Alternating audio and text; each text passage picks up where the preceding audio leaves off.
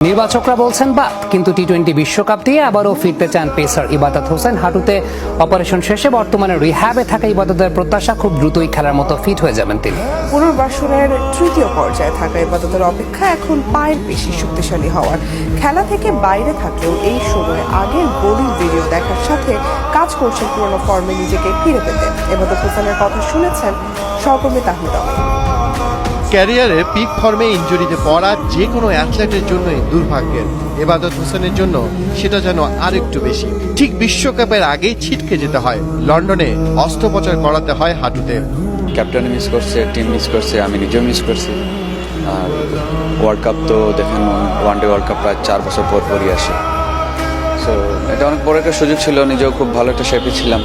হাঁটুর major operation বলেই ফিরতে দেরি হবে জানা ছিল আগেই।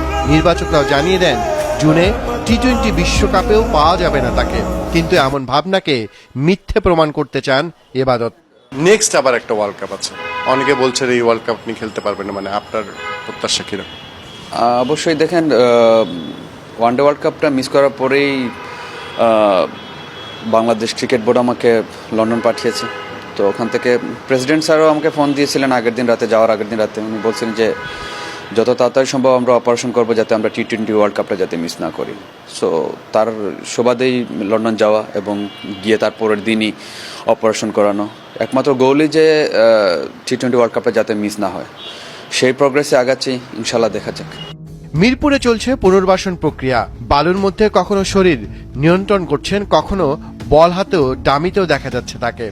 থার্ড ফেজে আছি, ওখানে আমার পায়ের স্ট্রেংথ বিল্ড আপ করার জন্য কাজ চলতেছে। এইবার যখন গেছি, যাওয়ার পরে যে প্রগ্রেসটা দেখে ডাক্তার খুব হ্যাপি। আর যেভাবে আমার রিহ্যাব প্ল্যান করে দিচ্ছে, সেই ইয়েতে আমি খুবই খুশি যে আমার এই 4 মাসে আমার পায়ের স্ট্রেংথ পর্যন্ত অনেকটা বিল্ড আপ হয়েছে, আমার মাসেলটা অনেক ভালো রিকভারি হয়েছে। আমি স্যাটিসফাইড যে এই যেভাবে যাচ্ছি আমার আর বেশি দিন লাগবে না। যদিও এই খারাপ সময়টাও বসে থাকতে নারাজ সিলেট এক্সপ্রেস। শঙ্কাকে সম্ভাবনায় পরিণত করতে কাজ করছেন ইবাদত হোসেন। নিজের আগের বোলিংগুলো দেখতেছি, যেগুলাতে অনেক সাকসেস ছিল বেশি, ওই ভিডিওগুলো দেখতেছি, ভালো লাগতেছে। ধন্যবাদ।